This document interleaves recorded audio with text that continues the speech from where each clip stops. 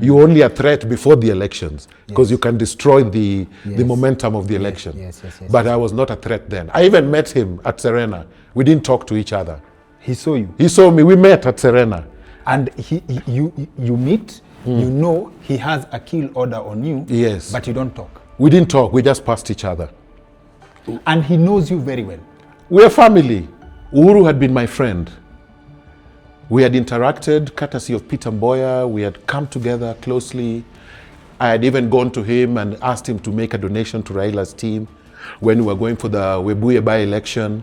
To Uhuru to make a donation to Raila's team? Yes. He gave us 400,000. He gave me a check of 400,000 shillings, and I took to Raila at Ajip House.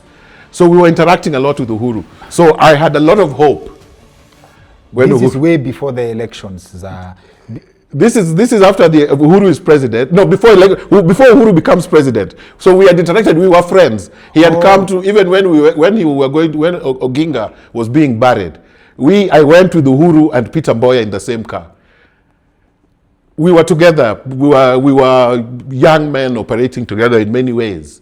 So this idea that President Uhuru pops up in 1997 is a lie? No. Uhuru had his own quiet networks on the ground. He would come to Kisumu and we'd go and drink with him in Kondele, in a small pub, and drink, and he would share cigarettes with people, and some would say, hey, ni kijana wa Jomo anavuta sigara moja na sisi. On and on. No, but he has people vibes. Like yes. So he had his own networks, and at that time it was also criminal to associate with Uhuru. Security should never be a cause for panic in whichever part of the country that you live in. Alafu, being safe should also not be expensive. Now, hiyo pia does not mean that you compromise in quality, especially when dealing with security personnel. And that's why I want to talk to you about K9 Alligators, a security company that recruits exclusively from the NYS. And on top of the paramilitary training that the officers get from the National Youth Service, K9 Alligators tops that up with additional training with some of the world's finest security personnel, some of whom have trained with some of the top creme de la creme special forces units in different parts of the world. And that's not all. With K9 Alligators, you don't just get a security officer. You get a professional trained with high-level security training and vocational skills. That is, you get a security officer who also is a certified plumber. You get a security officer who is also a certified electrician. And the good news is you can also make custom requests. K9 Alligators is registered with PSRA and also offers a wide range of security services, including VIP, close protection services, security dogs on need basis, as in uko na boma na hauhitaji hassle ya kukuwa na umbwa mchana, ama unaogopa madogi kama mimi, you can have lethal, highly trained security dogs deployed to your home with a handler, overnight or on need basis, and all this you will get at very competitive rates. Please get in touch with the numbers on your screen or click the link in the description below. Now that you feel safe already, si tunaweza endelea na conversation. But now when you see us set up a part 2 in this record time, Jua, the conversation is been fire. Our guest for this episode here for the second time, Professor Gwada Ogot. Na leo ni moto vile inasema, so let's just dive into it. Prof, karibu sana. Thank you very much, Dr. Kingori. Okay. It's good to be with you once again. Uh-huh. And just before we start, I'd like to the underlying thing is prophet first. Oh, prophet. Yes. It's not professor, it's prophet. Prophet, yes. And prophet you don't cut short. Prophet has to go in full. You can cut it short. Oh, okay. Yes. Sawa. It's such a pleasure to have you on again. Yes. And it's interesting. I believe the best place to start this, because this will set the tone for the rest of our conversation today, yes, is how dangerous does one need to be a leader in Kenya? To be a leader in Kenya, first you must understand the background of the nation. Mm-hmm. Leadership in Kenya is structured along a social progression that starts from the individual to the family, next to the clan, subsequently to the tribe, and thereupon, on that basis, you then can seek national leadership. But for you to arise, be it at civic level or parliamentary level, you have to be pretty lethal or associated with some form of a lethal institution. Kenyan politics is not militaristic, but it is violent. It is not militaristic, but it's violent. It's violent. What's the difference? In the military context, you have, like in Uganda, the gun means political power. In Kenya, the gun is mainly used as an object for theft and murder. So it may mean power outside the state, or outside the law. While in Uganda, it's directly, that's, for you to compete for political power in Uganda, you must have an army. And that is why, yes, that's why Bobi Wine cannot win. He cannot beat Museveni. He will never Whether he wins by the ballot or any other choice, without an army, he cannot win. That's the reality. In Kenya, similarly, if you don't have a troop of hard men behind you, of young hard men behind you, you can find operating in the political space very difficult. Okay. Yes. Okay. That probably explains the culture of goonism that has taken root within the country. It is not new. It has been there, it only mutates, but its form and function is the same. To terrorize the opponent, to put fear in the opponent, and to take control of circumstances through mayhem. Okay. Yes. You've been in these corridors. Yes. At some point. Yes. I would say at the highest levels. Let me mention the camp you are in, Yes. Raila Odinga's camp. Yes. How do you get to meet Raila, and how do you get to reach the level that you work pamoja? Well, at least for myself, there was a family background to it.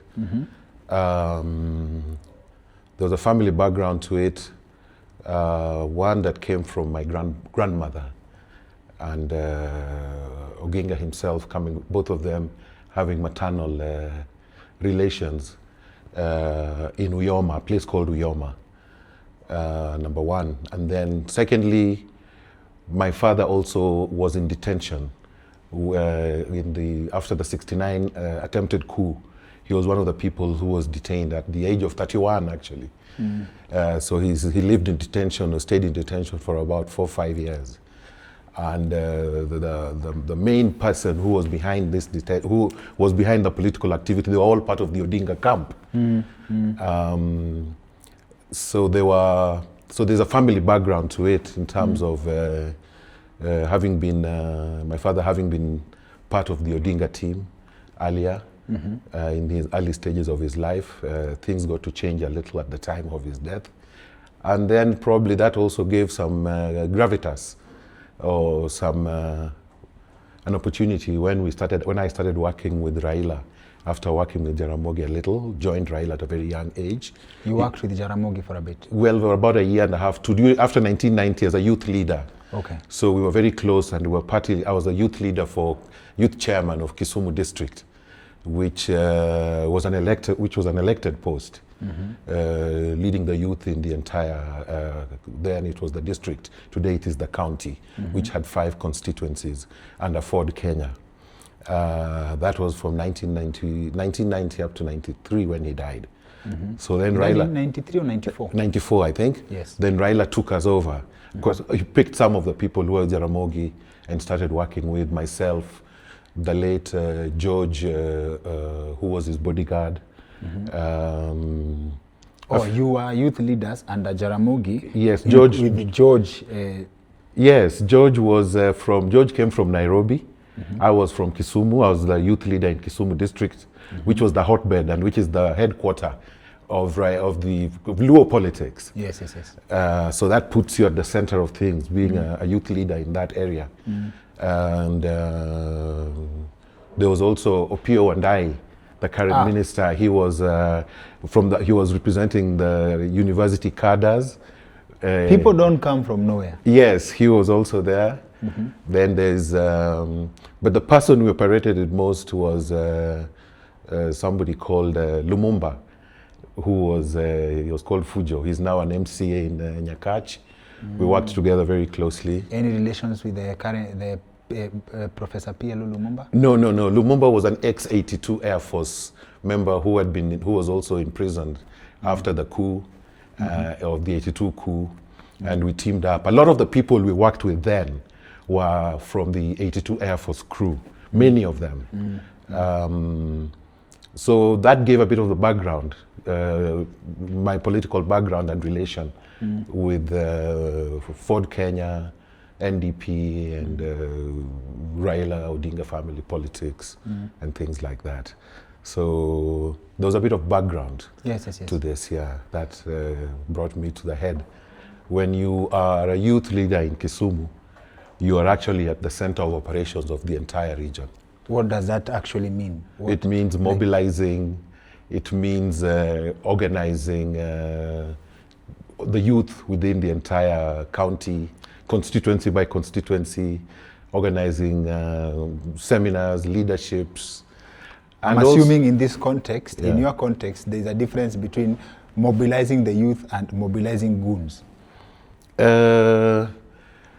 Really, who's a goon? Who is a goon? Yes, some of these people are youths, but the roles they play can define them today as a goon, and tomorrow he's a very respectable guy. You won't even believe he's the same person. And politics can also get very passionate.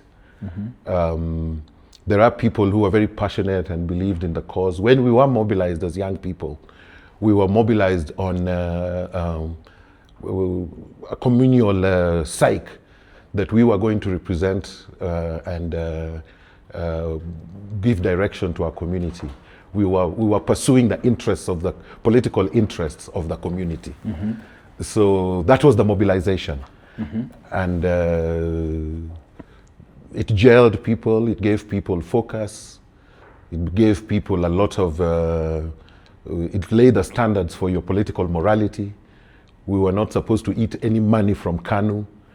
KANU money was termed blood money. But subsequently our leaders went and swallowed the same money. So the level of fidelity that was required was then not just to the individual, but was viewed as directly to the community. We were soldiers and we were budding leaders on behalf of the community. And we were supposed to protect our images, protect the image of the leader and the party, protect the town and protect everything. And that meant that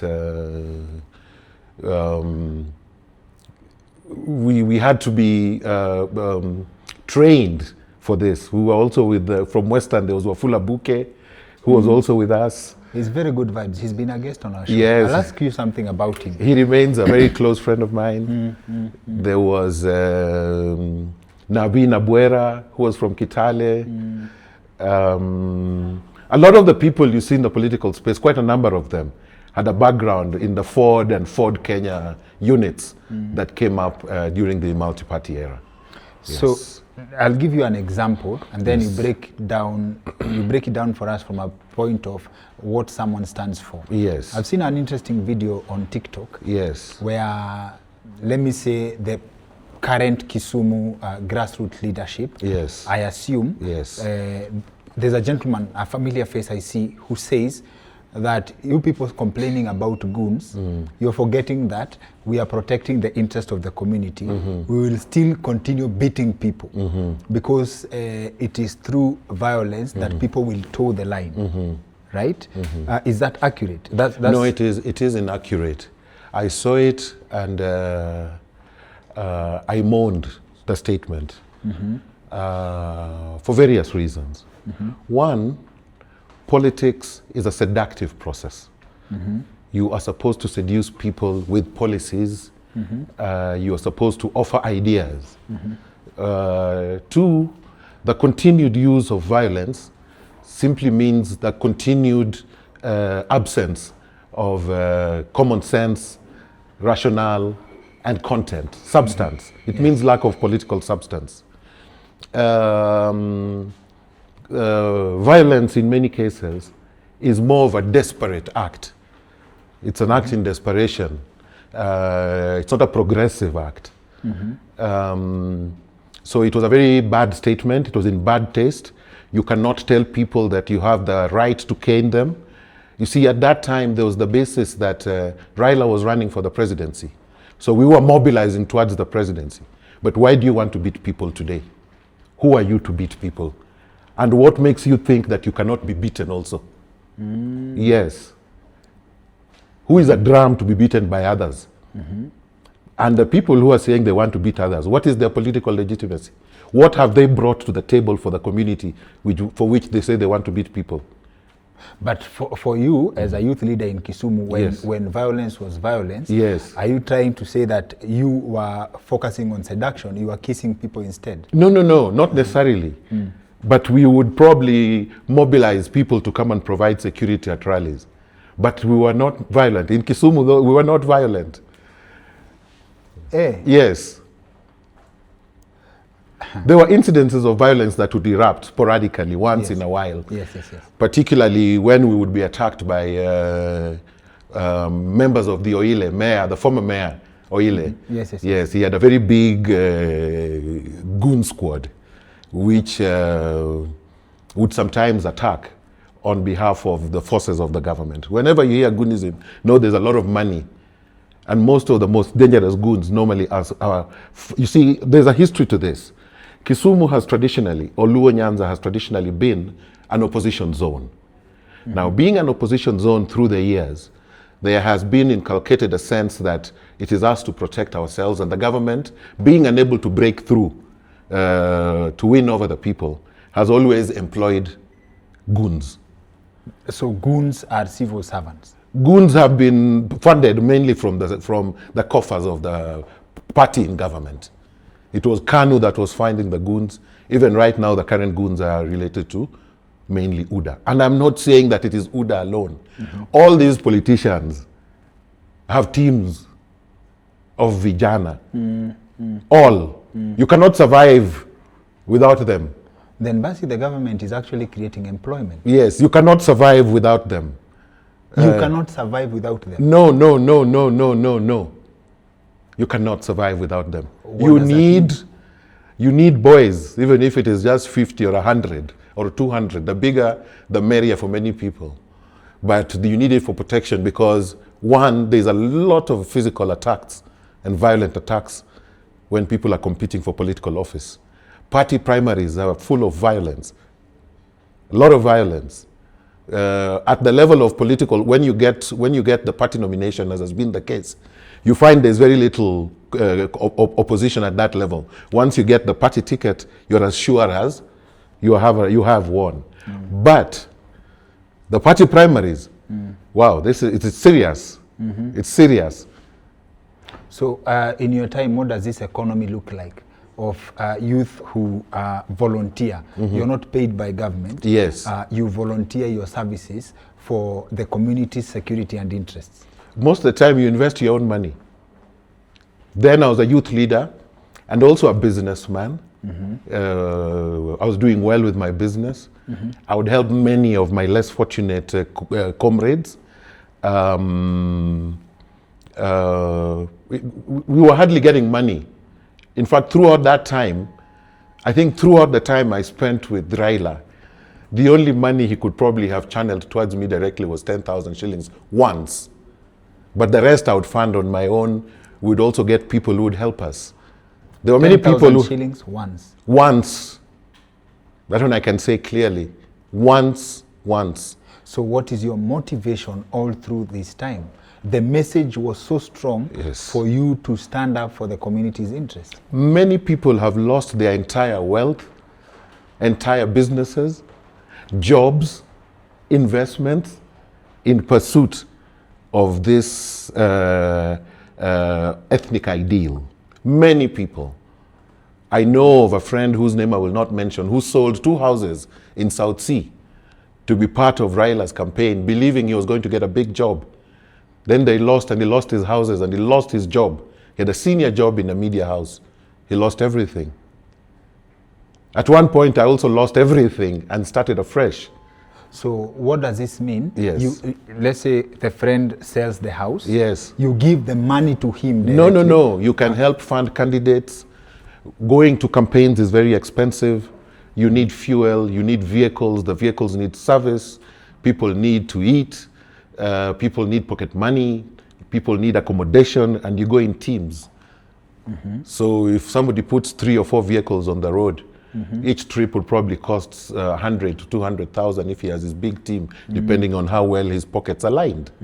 So it's expensive business, but you cannot survive without a youth brigade if you're a politician anywhere. I don't know how it is in other places, but I think it's more or less the same. Take us through this economy, what it takes for you to maintain, to maintain a youth brigade, and what you hope, what you think you will get in the end. There are those who maintain a youth brigade to win party primaries, but after you win the primaries, you graduate with your team as a member of parliament. Some of them you'll employ in the CDF office. Some of them will be employed in the county government. Some you'll employ yourself for various positions that may arise, PAs, drivers, assistants. Some are very qualified. They may get jobs within the...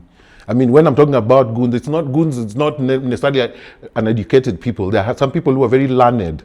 During my time, there were several people, quite a number of people who came from the University of Nairobi, amongst other places, but who would provide protection for the politicians.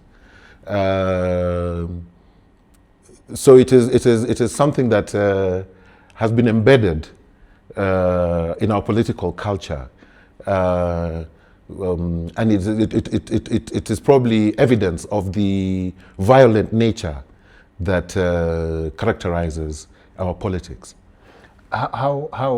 So now maintaining a youth brigade means, first of all, you have to have money. You have to have money to service a lot of needs, personal needs, subsistence needs, pocket money, medical needs, funeral needs, rent. There's many people you'll pay rent for. So it's not structured at you have a group of 1,000 youth that you pay monthly. No. It is 1,000 youth who come for you for different needs at different times. Yes. So this is the price for their loyalty. Yes. And they identify with you. When you go for any functions, they offer you... They identify with you. With you, totally. And they are known as so-and-so's people. That is, so-and-so belongs to so-and-so's team. So there is nothing like in the American economy where people take 2 jobs. You can't serve 2 masters in the goon economy. No. And if any goon or any person who is a supporter is found to have divided loyalties, he's ejected because he's no longer trustworthy. You have to remain, the level of fidelity required for you to remain in a team is very high. People who run from one team to another are often dismissed with a lot of contempt. But they are loyal to you for as long as you can serve their needs also. Not all. There are some who, out of which genuine friendships grow and last.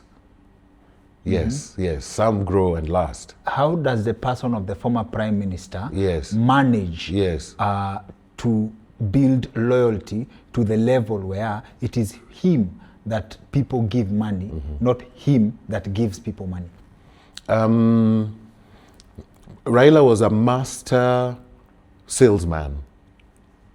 He knew how to package himself, particularly in terms of being a fighter for democratic ideals and space. He packaged himself well, though the reality may have been different, that I am a Democrat at one level. I have been in detention for a long time, and so I have suffered for you. And he continually intervened on what would appear to have been on behalf of the people, but that raised a lot of capital. So the more he clashed with the bulwark of the state, with the state, the more he drew sympathy from the people, and the people mobilized behind him. And for a long time, myself too, we believed he was the best thing that could have happened to Kenya. What was it like to be close to him in his prime when he was like a real man of the people in terms of, let's call it perception? there was the sense of adventure. Had a lot to do with it. And then, of course, as young people, we were looking for a political role model who would rally behind, and we would walk around and overcome any enemy that stood before us. So he gave us a lot of confidence in his capacity to challenge the state, and based on our history, many people who had their parents had suffered immensely under the Kenyatta regime, imprisonment and deaths, and then subsequently the 82 Air Force, which was centered around people from our region. A lot of us came together with our different histories of pain and struggle at the hands of the state. So it was easy for us to have a cause with which to say that now we have a liberator, let us move on. Okay. Yes. So we can go back kidogo to the 1969 coup attempt that you mentioned. Before 1969, Jaramogi's account of the struggle for independence paints a picture of false accusation. He claims that he was falsely accused of training an army outside the country with the intention to overthrow the government. Are there any truths to these allegations? I would not speak authoritatively about that specifically.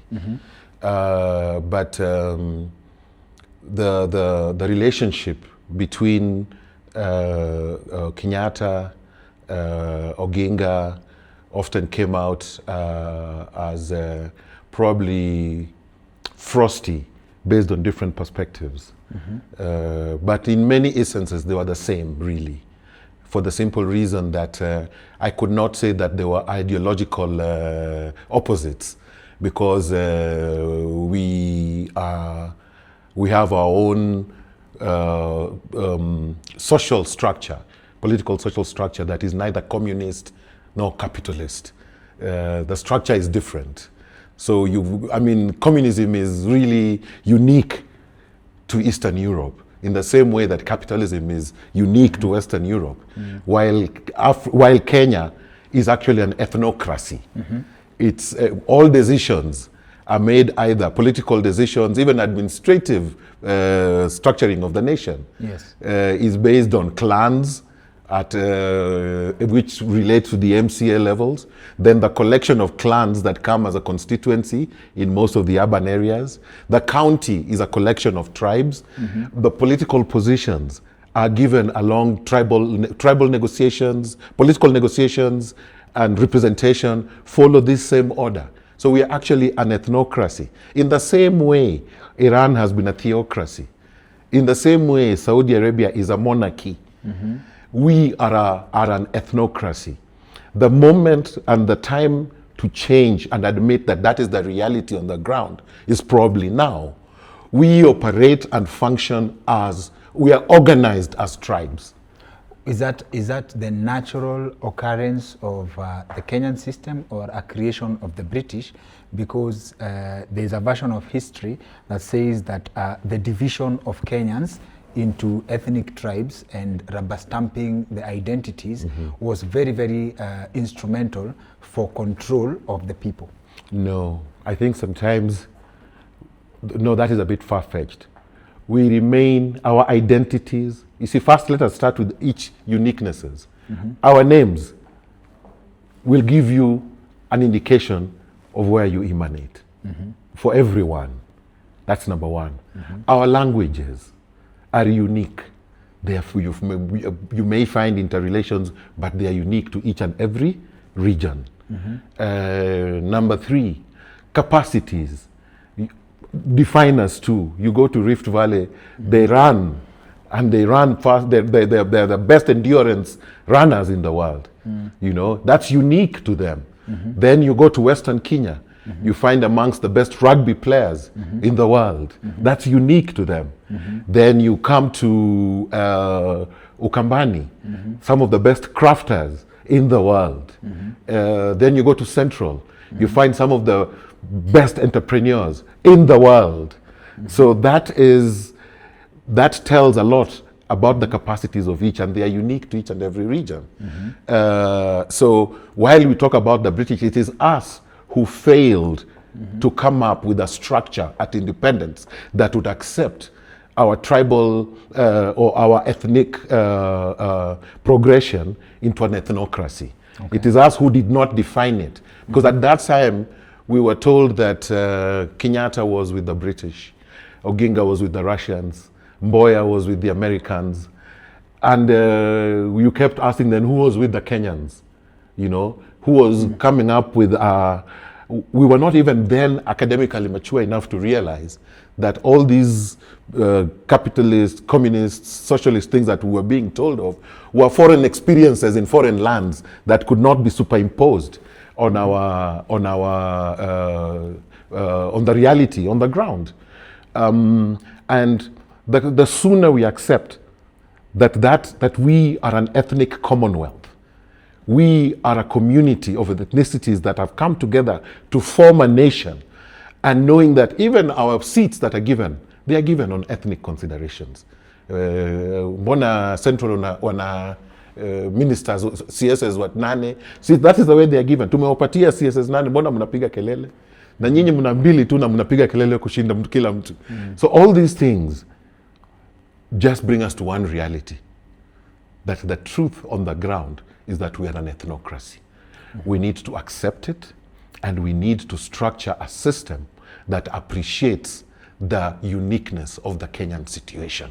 We cannot keep trying to force this foreign dress of a foreign democratic system upon us. No, no, no. And that does not mean that ethnocracies have no values.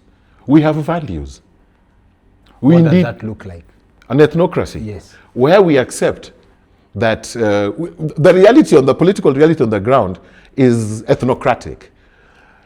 Gachagua has mobilized central Kenya, hasn't he? He's the new kingpin in the land. Mm-hmm. And what does he say? He is the voice of the mountain. The lake is struggling in a brutal succession battle whose results may shock everybody ultimately. That those who feel they're the protagonists probably may not be the ones who will eventually victor in the direction. Mm-hmm. But they're looking for a voice from the lake. Mm-hmm. Clearly, President Ruto is the voice of the Kalenjin communities. That can be seen in every, and as the president, it can be seen in terms of even the favors and positions that his community holds, as opposed to others like mine. Kalonzo Musyoka, he's the kingpin of the Kamba community, has been for a while. That is the reality. Aden Duale is the new voice or is emerging as the voice of the Somali community. And that's just the reality. We hunt as a pack, we hunt as tribes, and many a time we even eat as tribes. Mm-hmm. Yes.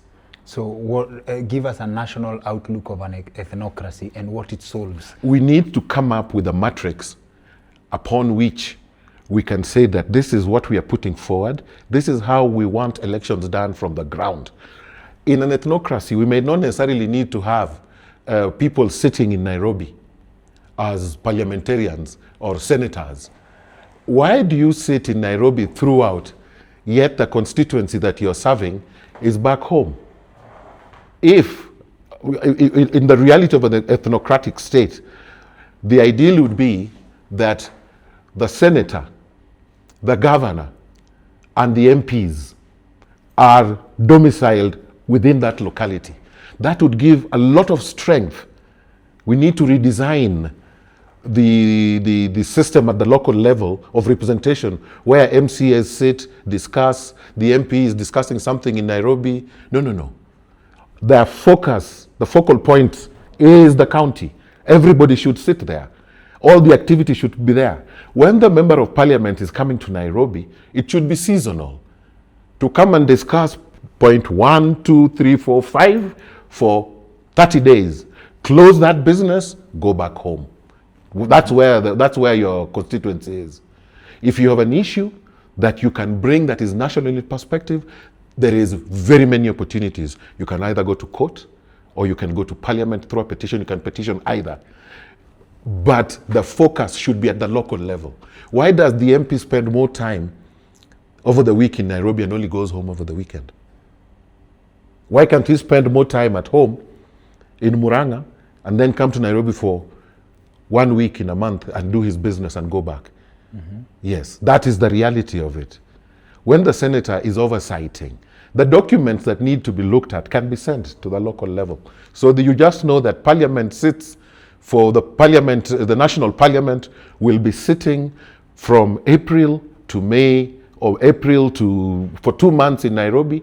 These are the following bills that they will discuss. These are the following things to be discussed. You come, you clear your business, you go back home. It can be structured. And that's the way it should be.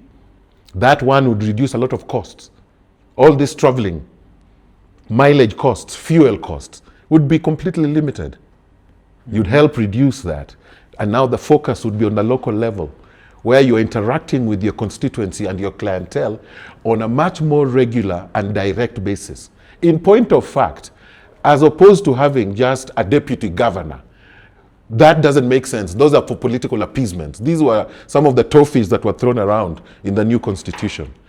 There should be a governor, and each MP should actually be a deputy governor. Each member of parliament can be redesigned to be a deputy governor, because they're the ones who then feed what comes from the civic level to the parliamentary level, or to the next constituency level, and to the governor. So they should ideally be even deputy governors, so that they have a clear role to play at the local level. Is that even economically viable? Because if someone draws a salary for MP, they will also want to draw something for playing the role of a deputy governor. It is better to pay one person. No. Deputy governor. The deputy governor, you only become by virtue of being the MP. So that once you become an MP, you are automatically a deputy governor. Of the county of the county you represent. So you are a representative of the constituency. You are the chief representative of the constituency to the county government, first and foremost. That sets up the county for war. If in case the governor is incapacitated, impeached or something, the battle to replace the governor from one of the deputies. And surely, if you are, if that is what is, somebody must win ultimately. But that does not also mean that you cannot define a model where this thing can, where it can be formalized further. Because at this level, these are seed ideas. Because the question is, what does the MP do throughout, the senator in Nairobi throughout? They should be at home. Yes. Okay. They should be at home, oversighting things, more that side than in the city. I follow that in history, the so-called decentralized government, even for Kenya, is too expensive. The country cannot afford. Even devolution as is. One governor, one senator, it's very expensive. True. For Kenya to afford. So this sounds like even more expensive than what you already have. Like I've already given you one advantage. All the fuel, one of the biggest expenses in parliament is mileage. That will no longer be there.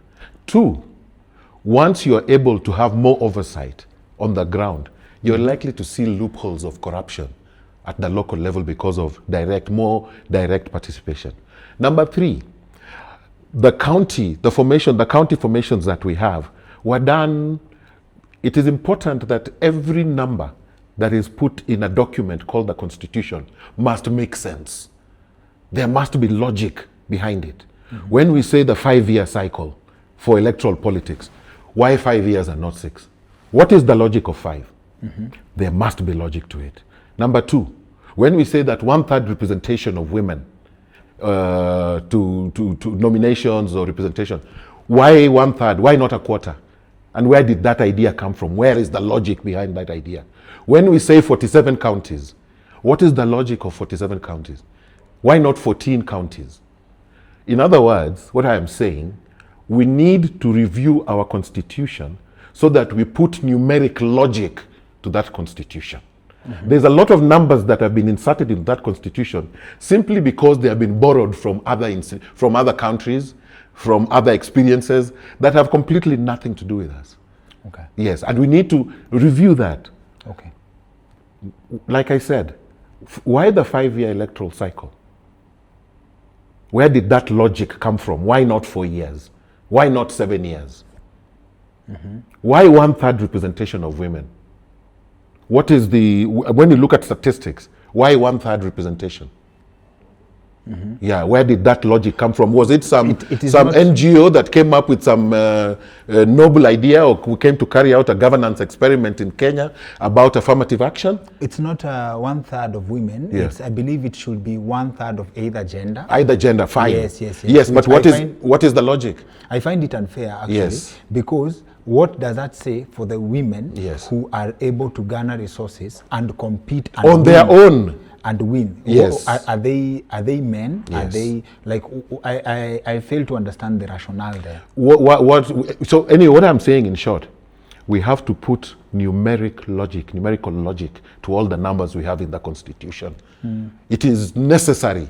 Why do I say this? I say this because society is structured along a timeline. We have a 12-hour day and a 12-hour night. That is Kenya, a perfect balance. Other places may have longer days and nights. We have that. That is unique to us and the East African region, number one. Number two, the week is cycled along a 7-day season. So those numbers count. The month goes on 30 days or 31 days. The year follows 365, whatever, and we go by. These numbers have meanings. These numbers have logic that have everything to do with the function of light, the cycle of light. So when we put all these numbers in the Constitution, what are we basing them upon? Okay. Yes. So that is that is what the picture would look like if an ethnocracy works. Yes, we'd Let's have to come review back- everything. Let's come back to the system of violence. Yes. Right? Yes. What does it take to reset, assuming this is all we have and we have to make it work? You have been in the systems, you've seen how it works. Yes. In fact, I think the best place to start is what leads to your breakaway from the system that already exists, the system that you had worked so hard for, to see through? When I started, our positions were very ideal. We thought there was a lot of moral to this thing, and I took a lot of value to trying to relay and be truthful to the cause. But slowly we found, or it emerged to me, that there were way other considerations. Business was being swung left, right, and center. Give us examples. You find that the very leaders you thought would not cut a deal were cutting deals with the very people who were supposed to be enemies. In our days, the heady days, our core enemy was KANU. We did not give KANU breathing space in Kisumu or in that region at all. Sasa twende pole pole. I don't Yes. want us to lose track. Yes. Sindio, your enemy is KANU. Our enemy was KANU, and we were not supposed to cut deals with KANU. We were supposed to vanquish KANU. How And do you vanquish KANU? by coming up with policies and better policies than what KANU had. Outside government. But of course, you have to start from outside to come inside, and those who are inside must come outside. We wanted those ones inside to come outside. Okay. But then the politics of compromise. You start compromising everything. Many people were dying in these things. Numerous people died. You remember, I don't know, you may have been young, the Kariobangi Wars, where there was a lot of wars between the Mungikis and all. People died in great numbers. The violence that took place at All Saints Cathedral, the violence that took place in the elections of Rashid Mzee in Mombasa, the violence that took place in the election between Mbeche and Momanyi in... You have experienced this, so twende pole pole. Take us through, Yes. like, how you see this evolving, right? You leave, Jaramogi passes on, leaves forward, okay? What does the transition look like? What do you stand for then? And what do you achieve for the period that there is this like vanquishing KANU period? You see, the morality was simple. The dividing line was simple. Yes. KANU was immoral. KANU was immoral. And anybody against KANU was moral. Is that true? That is what it was. That was the assumption, and that was the currency that was going on then. Yes. Like today, the currency is that anybody in UDA is immoral, and anybody outside UDA is supposed to be moral. That Is it true? it's not necessarily true. Yes. But you see, in politics, the polarization must be very simple. Like between 1 term and 2 term. It must be very simple. You're either this side, either on our side or on the other side. So that was supposed to be... no agenda in terms of progressiveness. No. This is just us versus them. Us versus them. Now, how do you define us versus them? One I'll give you, Raila was good at mobilizing along using legislative reform. We are going to change Section 2A. It picked all of us. We wanted to change Section 2A. We were told that there was going to be multipartism and Kenya would be a better place. We fought for multipartism. We did demonstrations against the state. We faced off with policemen in the streets consistently. Consistently. You wake up in the morning Yes. knowing that you are going to square it off with the police. Yes. You go back at home because it's nightfall. We are waking up tomorrow again. Yes. Because we are operating on the instruction of the leader that we need to get this done to help us move to the next step. And everybody is supposed to toe that line. That was the position then. Yes. So we would face off. These days it is a lot. Then subsequently what changed, all this aggression now started being dampened by political compromises as we went by. First, there was the cooperation between Odinga and Moi. 97? No, 92, 3, 4 here. Then after that, there was Raila and the cooperation also. There was a cooperation between Raila and Moi before the LDP merger. Oginga and Moi first came together under some partnership, under cooperation. Then 1997, Raila and Moi came together under cooperation. In Jaramogi Oginga Odinga, Yes. who I get the impression did not like Moi from the Kadu days. They had their own, maybe... They had their own differences. But they came together. They come together. Yes. They come together, and this is after Moi had detained Raila. Yes. Is there, is there some sense in why he decides to make the compromise, even after they get played in the 1992 elections by Moi? I think it's more survival than anything.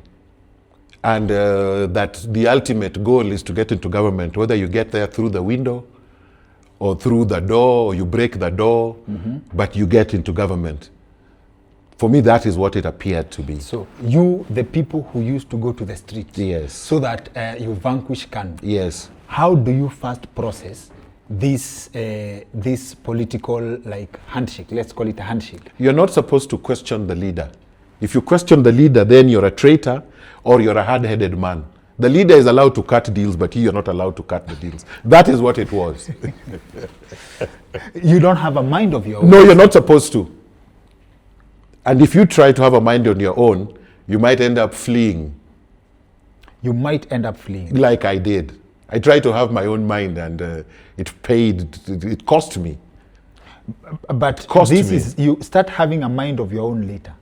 Of course, after you need to have walked through fire for you to start questioning why your feet are burning and you have no shoes and the person asking you to walk on the fire has shoes and his feet are... Sawa, let's not talk in parables. Yes. So how do you start walking in fire?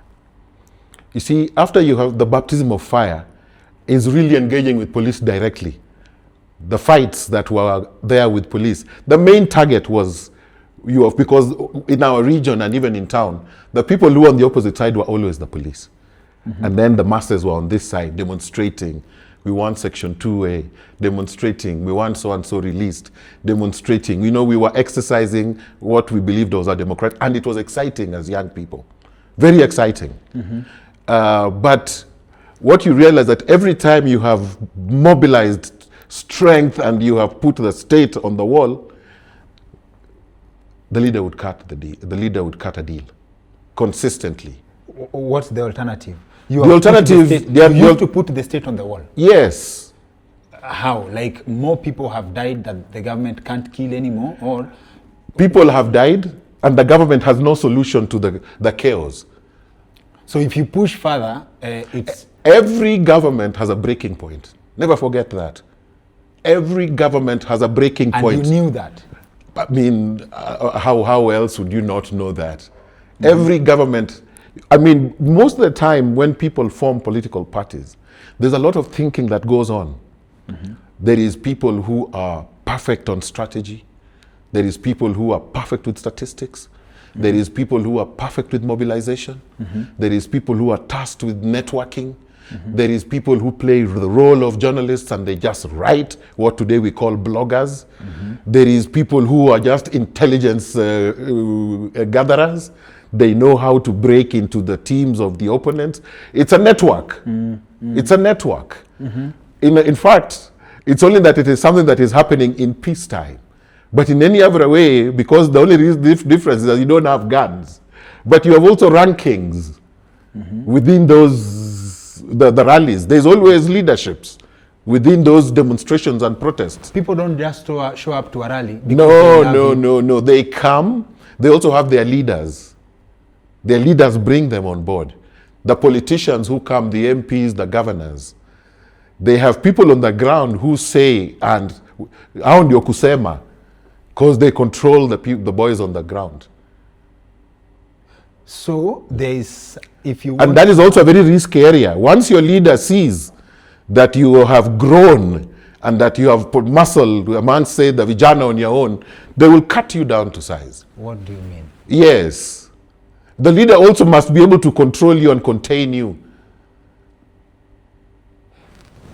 So you have built a brand. Let's say you are the Kisumu leader and people listen to you. The Kisumu youth leader. Yes. When the leader wants to meet people on short notice, you are able to execute instantly. That is also a threat to you. Yes. What does cutting you to size mean? Cutting you to size means that if you want to contest for any parliamentary seat, you will never get the ticket because that will give you more power. If you want to contest for a position of branch chairman, that one they will break you down.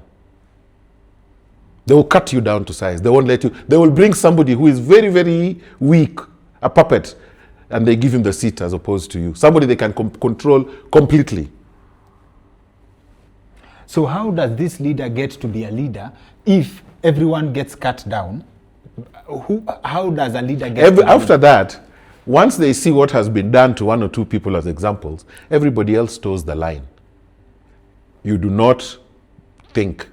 Let the leader make the decision, you will follow. If you have a tete-a-tete with the leader, you will ask a few questions, share what you have to share, but you have to stick to the group, the herd mentality. Very important. Very important. If you think you'll be ostracized.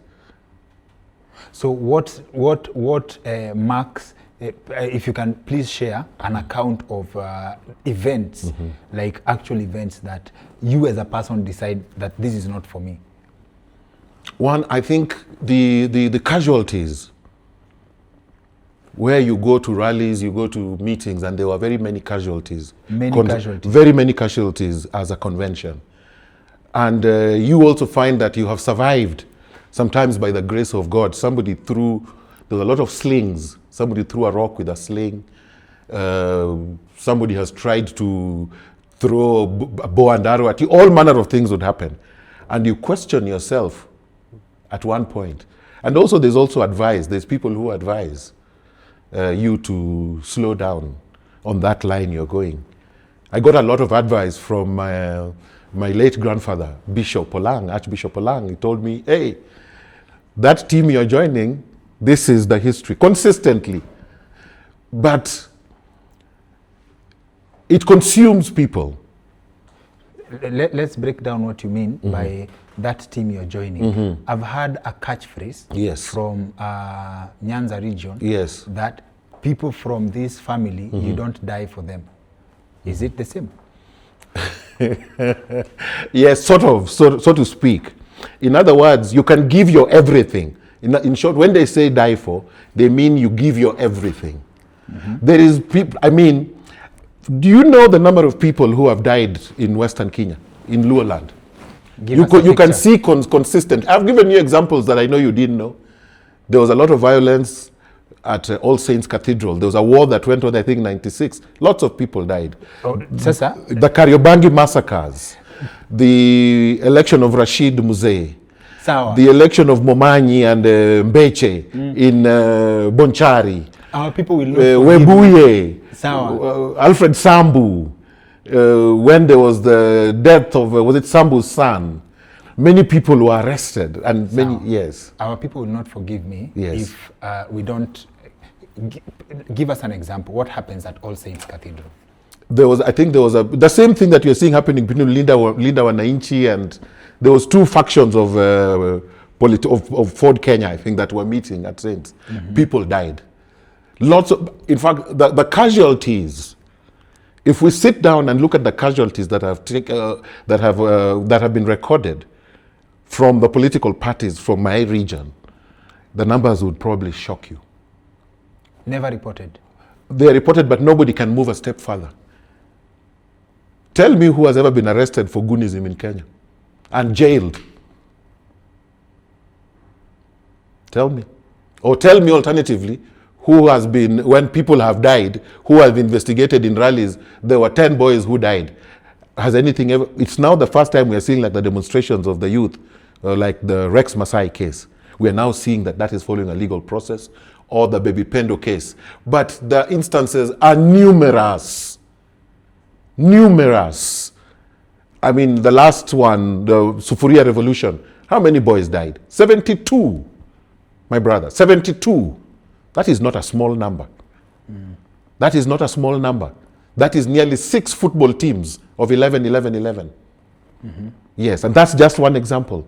The history of blood and death is deep, and it has become part of a process. It's more. It's sometimes it's too painful to fathom. Is there some spiritual angle to it in the name of politicians thrive on blood? Is there an angle to the idea that politicians draw power from people who die in I think one of the major phrases that was often quoted by part of the leadership was that the tree of revolution is watered by blood. That should summarize everything for you. Is it spiritual, or is it the Spirits, cell of fear? Spirits are there. When people go to politics, people see witch doctors and others use church people. Yes. Yes. So that spiritual element cannot be discounted. Let's go to no holds barred. Yes. Okay. You are in Raila's camp. Yes. You are close to power. Yes. And I believe he represents power that some people actually say at some point he becomes more powerful than a sitting president. Right? Take us through the split now, Basi. It is now time for that you have to leave the country. After we had disagreements first, maybe over opinions. I was a key member of the team, a young man, full of a lot of verve, and I would express to him directly what I didn't like.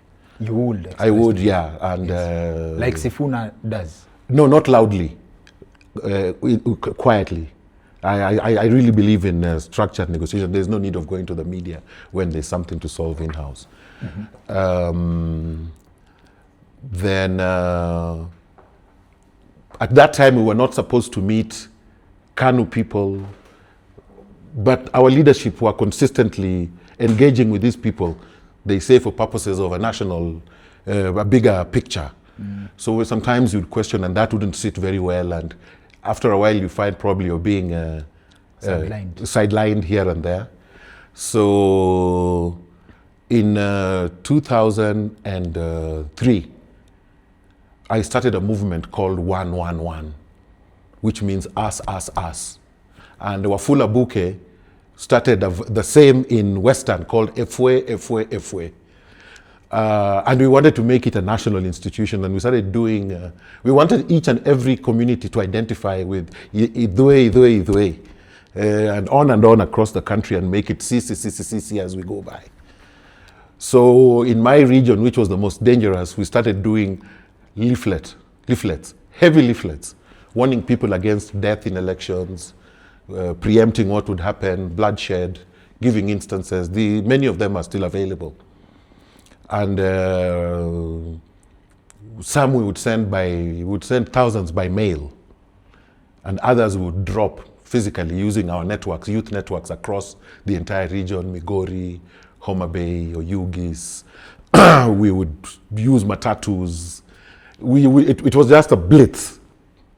And that started causing a lot of jitters amongst the political class, the political leadership. Then in 2004, the same year, I think I was one time summoned to an interview on Ramogi radio to be questioned about why I was leading, if I was the one behind those massive leaflets. And I was supposed to account to the community. So when I got to the radio... It was like a reprimand. I was supposed to be reprimanded. I was on trial. So I only requested one thing. I called my friend. They thought that I was working with Tuju then. And Tuju said, no. He's on his own. And he called me and told me, hey, this is a situation. They've called me and I've said, that is your baby. Cradle it. So I went on radio. And that time it was very dangerous, by the way. People's houses were being burnt for opposing the local dynasty. People were being beaten to pulp for opposing the local dynasty. So I went and I asked the host, who was called Odhiambo Owiti, a former teacher and a friend, and I told him, before I am tried, why don't you read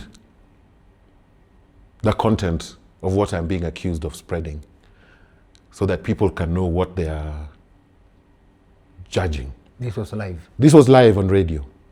After he had read it, after about 30 minutes, the signals for the region stopped. We were now communicating with only Nairobi because what I had written was it was very legitimate and it gained currency. So at the local level, now we had another us versus them. 111 versus gin, them. The message had already started. The message had spread and had gotten down. Very powerful. The radio was very powerful for the local, at the rural area. Yes. So it spread very fast. Those days there was no internet. It was either leaflets. Today you would go and do on the net. But that we had to do physically. Where we would probably just take, other than the thousands that we'd send by mail, we'd hire 2 vehicles.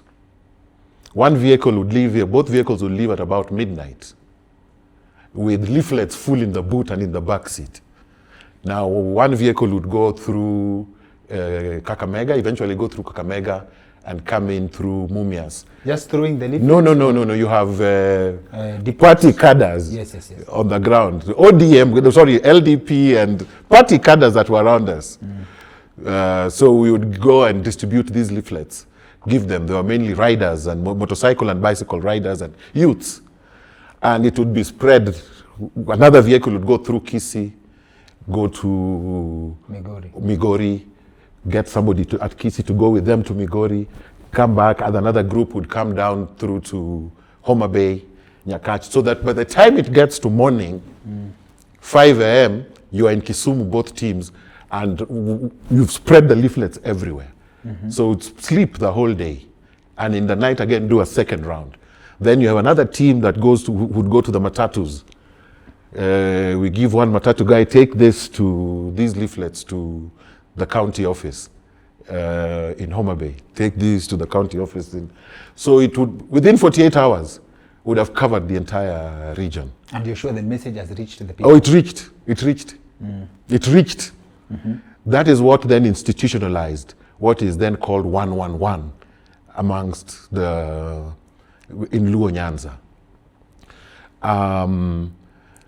So this started causing jitters because at that time then, after that we did that first interview, the public response to the interview was so high, I was then offered a slot on Ramogi FM as a resource person on a program every Sunday where I had about 2 hours. Then Honorable Ochieng Beo was brought to represent the political leadership as the gin, and I would represent the 111.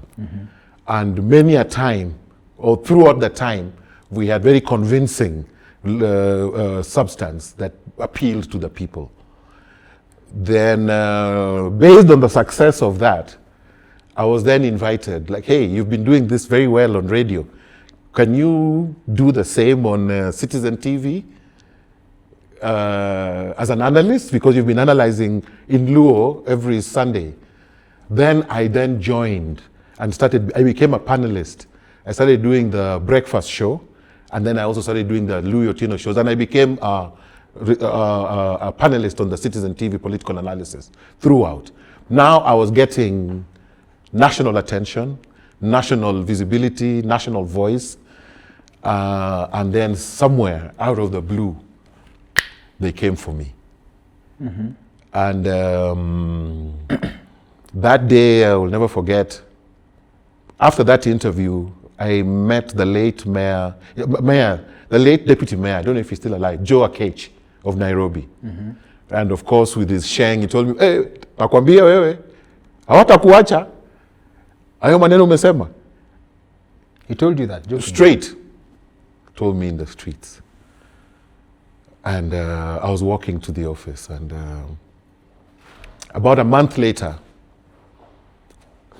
I was sharing an office with the former Assistant Minister for Foreign Affairs, Peter Odoyo, who is a childhood friend. We'd grown up together. Odoyo with his brother? No. This is Peter Odoyo. Okay.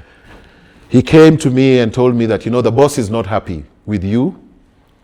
And then he mentioned somebody else called Onyango Lo and somebody called Owia. And he says, we've got something we can nail those two guys, but for you, there's nothing to be nailed on. And that means, and you know what that means, that there's only one option left. He was very candid as a brother. And he was part of the team. He was very senior in the team, but we were brothers. Discussing the fate of you guys. Yeah, so he came and told me that that's what the boss had said. He whispered it to me and told me, hey, this is the position. And you know what that means. The boss is the former prime minister. Yes, the former prime minister. Yes. And I heard, but what do you do? Then after a while, word started swelling on the ground. The streets have voices. That guy, they're coming for him.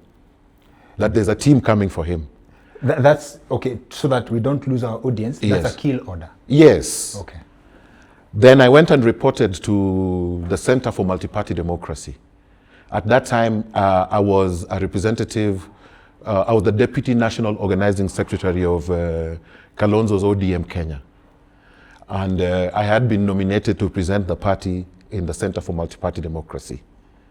So I reported it at a plenary meeting that I had heard that there were threats to my life. And the chairman was then Professor Larry Gumbe. He dismissed it. Mm. And we also grew up together. Mm-hmm. He dismissed it completely. Mm. All I had wanted was that, hey, please intervene, make a noise, raise some din. Then Gathangu, the former Njeru Gathangu, also dismissed my claims. But a young man from Ford Asili, I forget his name, stood up and said, hey, what he's saying is true. Mm-hmm. I have heard it, and please take it seriously. Stood up. But of course, these were people who were way senior in terms of position and authority to us. So the young man gave his opinion. Everybody shut up. Then there was a lady called, this lady went into exile after she had a bad experience in Meru. She had contested against Miraria and there was a problem and she took off. I went to her, Flora Igoki. I spoke to her. She had a bit of a voice and we went round. We went to the police stations to try to report and everybody told me, hey, from industrial area, go to central. I was pushed around. There was nowhere to go, in short. Giving a report? Yes, nobody could take my report. Then finally they came. And God helped me. And they came. And I identified a policeman who was driving the vehicle. He was a man called Keegan. I think he must have retired. Police officers? I knew him. I'd known him for a long time. He didn't know that I knew him. And God saved me. I really thank God. It's God who saved me. The attack came outside, you see, behind Kenya Cinema, that Kichochoro there. The vehicle came from there with two guys hanging, one on this side, one on this side. They're pointing, and I'm walking before, I'm right in front of Electricity House. There was a friend of mine called Fred, and they're pointing, and you know, it's around 2 o'clock, so there's a big traffic jam. Then I see them looking towards me, and I'm holding a document in my hand, and I'm pointing, him, no, him, me. Then they said yes. They're calling you to the vehicle. Yes. And I told my friend, I think it's my day. You told your friend? Yeah, I just told him, I think it's my day. Then vehicles started hooting. Beep, beep, beep, beep, beep. A lot of vehicles were hooting. They were blocking the road. They were blocking the road. So now they are forced to move to Air India. And so I take myself, I walk across the road, my friend is standing at a distance. The first person who comes out of the vehicle greets me with the right hand, but takes my documents with the left hand, opens them. And that was at the height of the Hague. Mm-hmm. While I was in fact, just to bring back a small refreshment, there was a time when there was a team of Kenyan politicians who went to negotiate about whether to solve the matter of the violence locally or at the Hague. Mm-hmm. And I went on TV doing my analysis, and I said they will go there and they will be given 30 days to come back and sit and reconsider their positions before a final decision is made. It appeared that somebody within the hierarchy of these diplomatic corps had been consistently listening to what I was saying and was implementing them. Because at one time, they came to question me at the office whether I had a relationship. Two cops came to question me whether I had a relationship with Kofi Annan. I didn't know him, I had never met him. I used to do my analysis on TV. But somebody seemed to be picking them and using them in terms of direction, because political analysis, people watch to get a feel of the nation, the contours, the political contours. And they use that a lot. Now it's more liberalized with podcasts and everything, but that time you had to watch the political analysis on Citizen TV particularly, or KTN. Mm-hmm. So this guy takes the documents, takes it to the guy sitting in the back seat who had a hat covering his head. They all had hats. And he tells the guy, he tells me, tries to push me to the car. After he's taken this document, he comes for me. So I stand at the door a bit surprised, trying to figure out what's going on. And he asks me, he had all my biodata, my full names, my father's full names, my mother's full names, my grandfather's and my grandmother's full names, both maternal and paternal, where I had lived, where we live, all details. But in the meantime, the crowd was forming, because I was from TV that morning and I was on TV every day, so I was pretty known. I was a pretty familiar face because of media. So as the crowd started mobilizing, I was not resisting. I was just there, asking like, what's going on?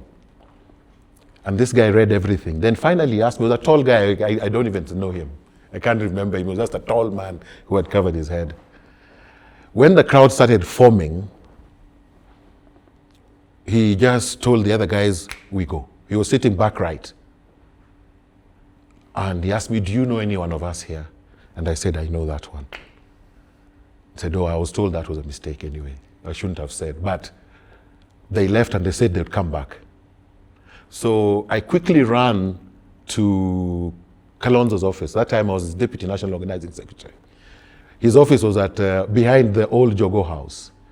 So I went and I spoke to his PA, the head of his executive director of the party, called Brigadier Rop, who was also a very good friend of mine. And I explained to him what had happened. So he took me back to that scene, read through, asked me to explain what had happened. He told me, you're very lucky. And you're very lucky. He didn't want to say very much. He just told me you're very lucky consistently, and let's go and talk to the boss to find a way out of it. To the boss? Now that was Kalonzo. Yes. That was our boss at the party. So we went and explained to Kalonzo and Mutula what had happened. I used to work very closely with Mutula Kilonzo. Because he was the Secretary General and also a minister, he couldn't, at times the roles would clash. So he used to send me a lot to represent the party on many forums as part of the executive. And he was a very amiable man, also very good host for us. So after a while I spoke to a few friends, and I spoke to Kepta Ombati. And Kepta connected get connections with the Kenya Human Rights Commission. And after a day or two, they told me, we have to take you away. We've been doing our own investigations and things are not very good. So I was taken to a house somewhere on, this is somewhere around where Citizen Palacina, around there. Somewhere close, but not on that road. The other road, not Dennis Pritt, I forget the road. I was kept there for about, somebody just came to the house and Kepta had told me that I'm sending somebody to help you. And the guys came and they questioned me. We met at the petrol station next to Ram Kokot. He asked me what had happened. I explained to him. He told me, okay, fine, we are going. Dismantle your phones. No, this is a stranger. So I dismantled my phones, removed the SIM cards, and we went. I was taken to that house. I was kept there. Then they went and did the investigations. They went and spoke to Louis Otieno, who was one of the main hosts at Citizen TV. We also spoke to Professor Lumumba a bit about it. He was a bit hesitant. Then they also spoke to, I was brought a young lawyer by the human rights called Mwangi. I think he was called Mwangi. Now we had to go and make a report at the police station on one day. So when you speak to Louis, when you speak to... No, it's not me speaking. When they speak it's to the them, human rights team. what do they want from them? They're going to ask them, they're going to ascertain what had happened during the shows and the dangers. They're just investigating. Okay. They're trying to develop something to probably a basis Yes. upon which to establish whether the truth and the extent of this threat, and if they have any knowledge about it. So the people, they went round. Now on the day when we were going to, I was told we had to report to the police station. And we went to KICC to report. The lawyer who was accompanying me was a young man. He was literally shaking, and I'm the one who was in danger. He was shaking. We had to change cars, try to go to Central. It didn't work. There was a lot of fear and a lot of things were going on. For you, you're like a leaf in the wind. He knew that there was a target on your back? He was very afraid. He was shaking. Then I was taken to that house. They would come to that house in the evening, some two people, they'd bring you some food and 1,000 shillings to keep you for airtime. But now the money they give you, I would send, if they don't bring food, I would send the askari to buy food for me. And it's a very closed area, very closed. And I would also use his phone to make 1 or 2 calls. Then one night, they came and told me, tomorrow at 3:30 a.m., we are coming for you. We have to take you out of the country. So they came at 3:30 a.m. I was ready. You hardly sleep. You can't sleep.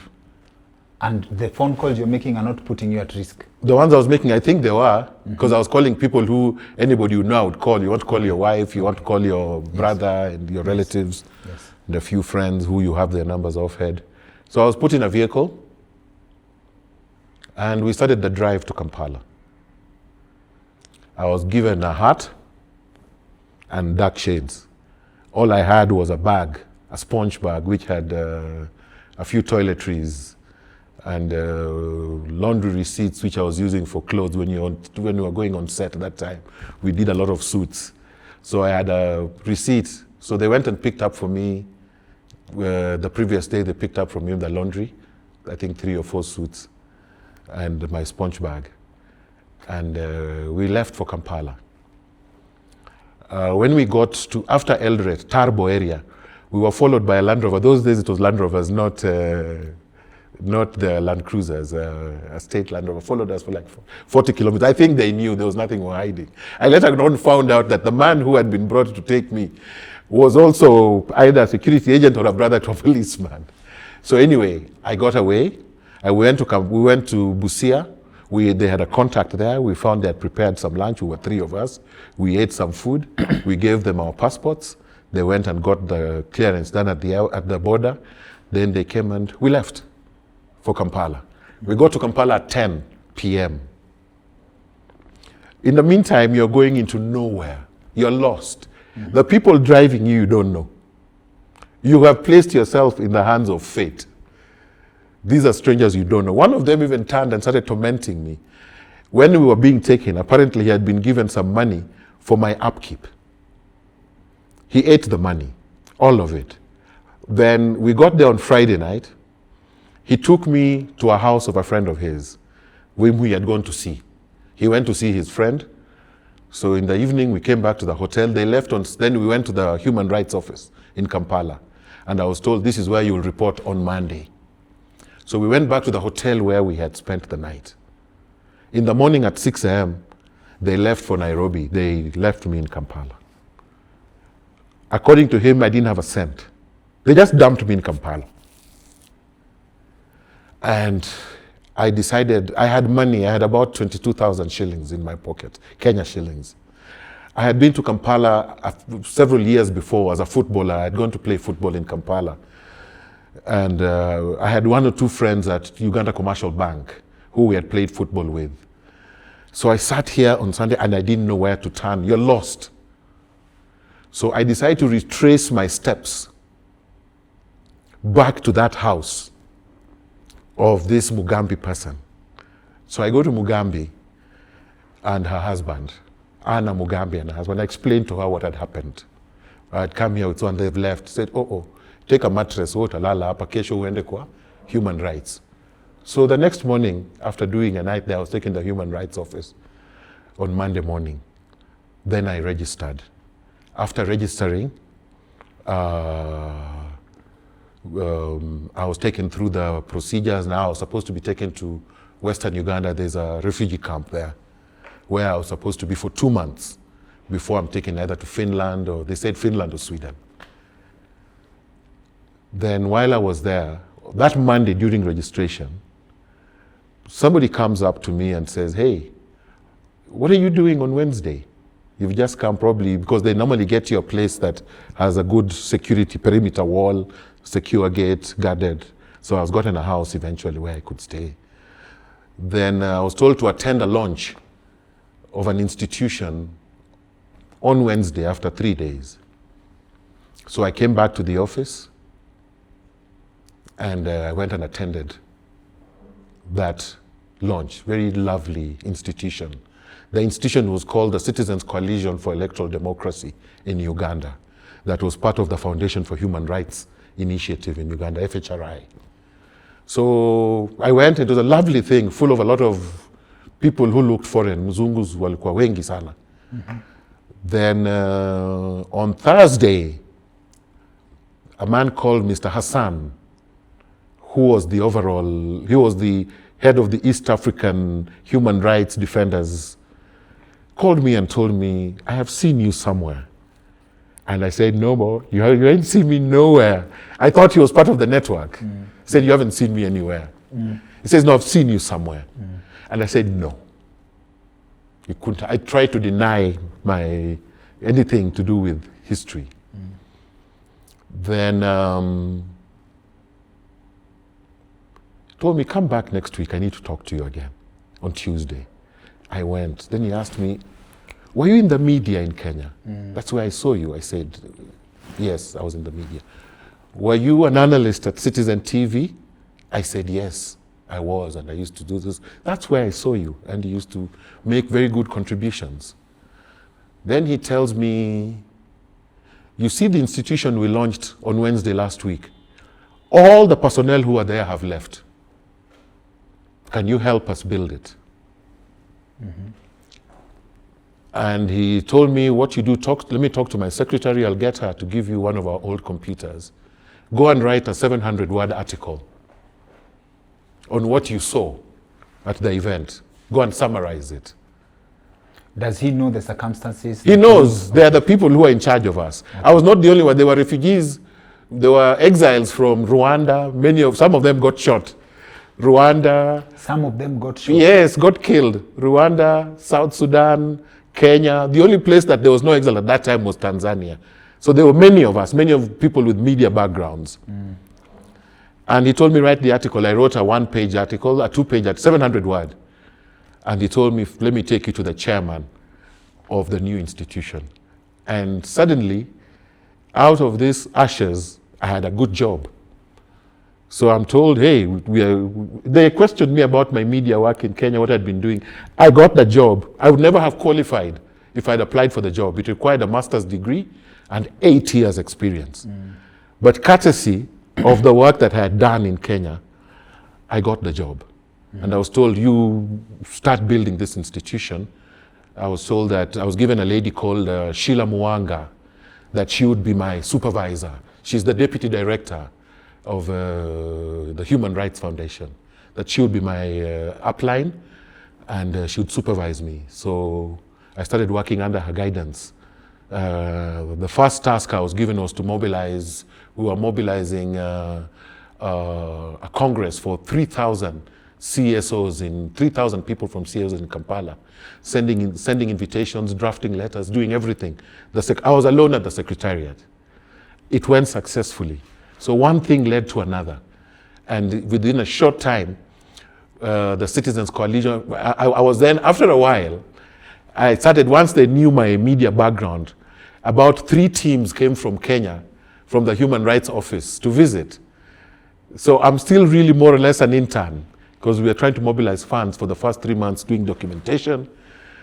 And as people get to talk, they seem to realize that there's some identity or respect from back home. Oh, you're here. This is where you disappeared to. And the circumstances, people started getting to know, and they gave a lot of good vibes for me. And so suddenly I started appearing on, out of this job, I had never written in the media before. I started writing for Daily Monitor. Under your name? Under my name now. Now I started writing under Daily Monitor, writing for Daily Vision, giving a lot of media, doing a lot of media engagements.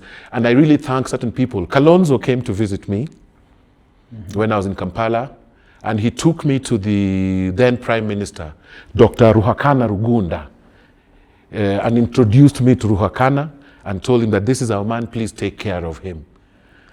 And at this time, Kalonzo and Raila are almost on the same level.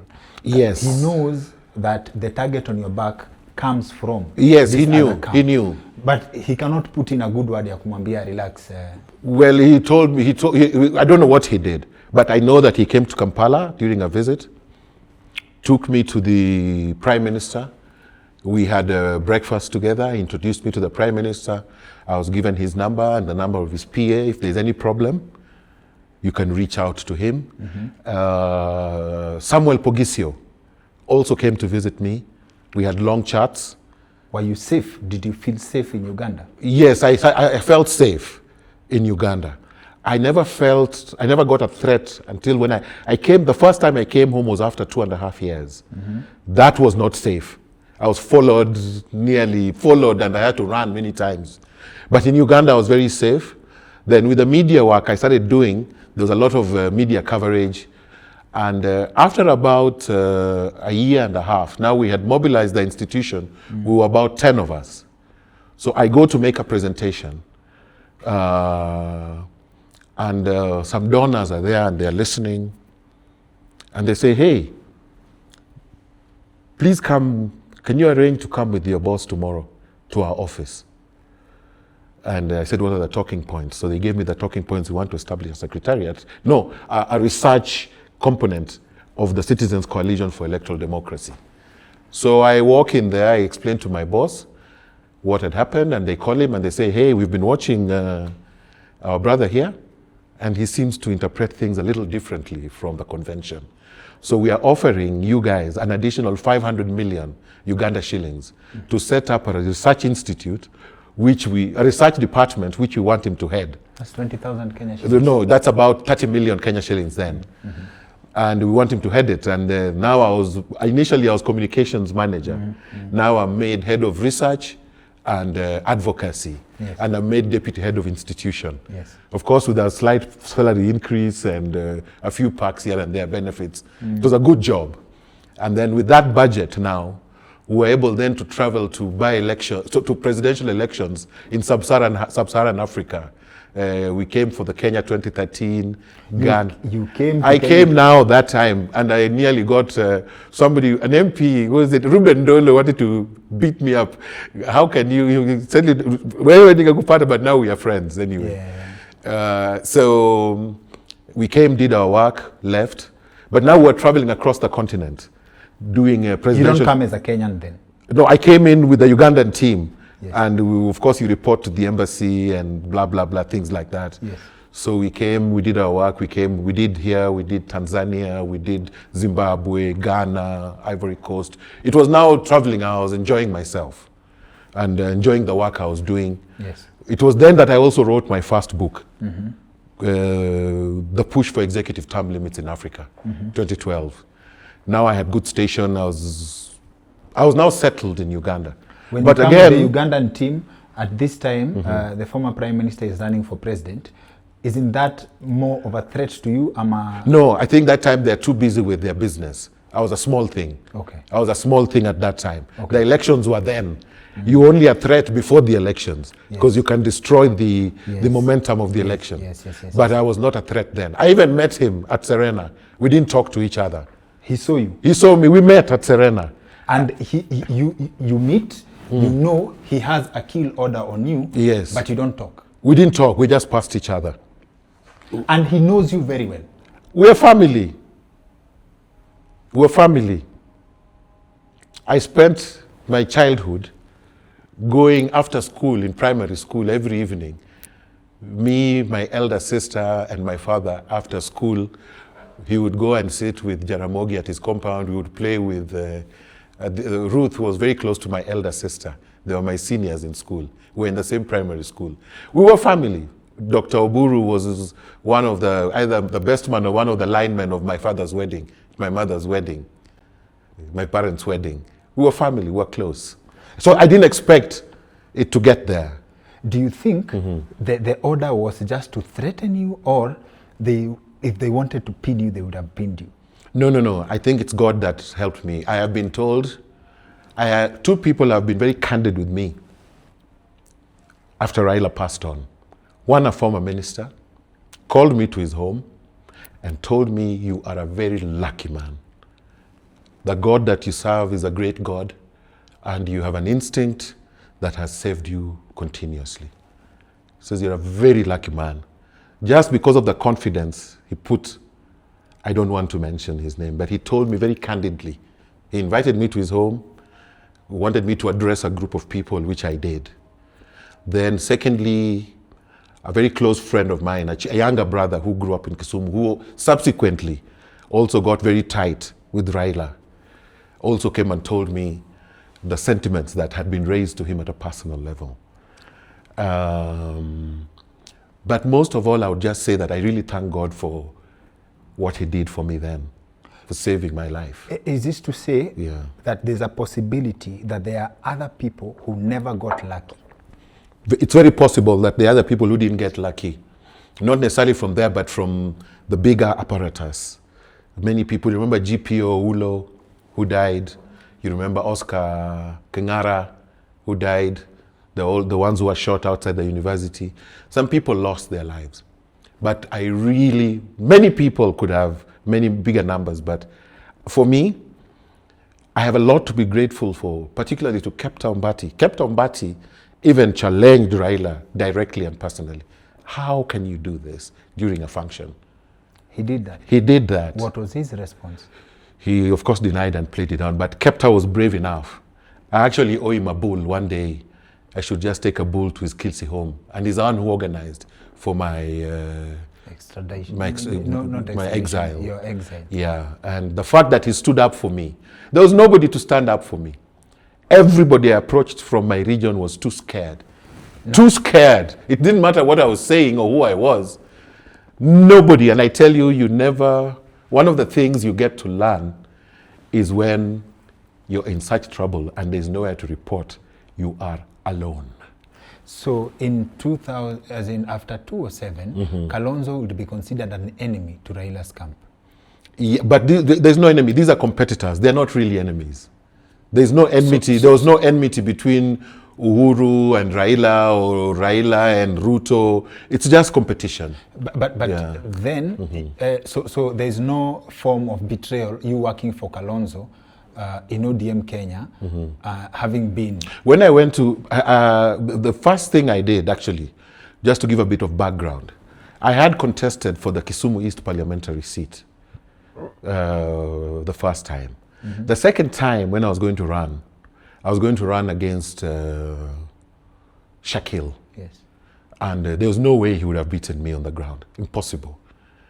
And they just... You lost the first time? The first time, it was Gor Sungu. Those were not... They were given to the man who was closest, Sungu. Gor Sungu was the MP. Yes. And it was a truce. Then the second time when I went to run, I went and paid my nomination fees at the party. So I traveled to a friend... ODM. Yes. So I traveled to overnight for the nominations, and I went to seek the intervention of Peter Odoyo, who was then the national treasurer of ODM. I told him, I have paid as I had been instructed, but so far I've seen my name is not appearing on the list of aspirants. This was on a Friday. In the morning, the nominations were on, and then they told me that my name had been struck off, and I had paid 160,000. So that same morning, I left again and drove to Nairobi with my team. And we went to the ODM Kenya headquarters that was next to City Mortuary at that time. Mutula had an office there that he had given the party. And I met the executive director, and I was given a ticket. And for my MCAs, we brought in 3 MCAs at that time. I brought in 3 MCAs for ODM Kenya, 3 or 2. That is 20 MCAs start after, councillors, they were councillors. After civic candidates, yeah. Oh, councillors, yes. Probably that is the most rigged election. People were just taking votes 6 times and stuffing the ballot boxes. So the ODM that has always complained about election rigging before 2013 also played rough. There were all nominations for ODM for MPs are rigged. That is standard. But most of all, at the election, they were rigging. We even sent people to go and try, and they were being given ballot papers, and some were voting 6 times. But where at that time, against such a network, our agents, on the day we went for the party to meet the IEBC officials at the hall, the Manyatta Hall, when they asked, the presiding officer asked, where are the agents for Gwada Ogot of ODM Kenya? They were like 70% of the people sitting in the hall. I had my ground solid. When they asked, where are the agents for Shakil Shabir of ODM? They were like 30%. In fact, he exclaimed, you mean ODM Kenya has more agents in Kisumu than ODM? And from there was no movement. This means you had the guts to oppose ODM in Kisumu when that was unthinkable. Nobody from ODM had the capacity to touch me at that time. Nobody had the capacity. I repeat, nobody in ODM at that time had the capacity to touch me. They would have. In fact, those ones who are coming to... let me just leave it at that. I campaigned throughout without a single stone or insult. Okay. Yes. So having gone through this harrowing experience, it's even scary listening to it. How do you process the loss of elections in 2013 for ODM? 2013, I was not here. Yes, but you are in exile. I was in exile. Yes. That's the time when who won Uhuru. Yes. Uhuru had been my friend. We had interacted, courtesy of Peter Mboya. We had come together closely. I had even gone to him and asked him to make a donation to Raila's team when we were going for the Webuye by-election. To Uhuru to make a donation to Raila's team? Yes. He gave us 400,000. He gave me a check of 400,000 shillings, and I took to Raila at Ajip House. So we were interacting a lot with Uhuru. So I had a lot of hope. This is way before the elections. This is after the Uhuru is president. No, before Uhuru becomes president. So we had interacted. We were friends. He had come to, even when Oginga was being buried. I went with Uhuru and Peter Mboya in the same car. We were together. We were young men operating together in many ways.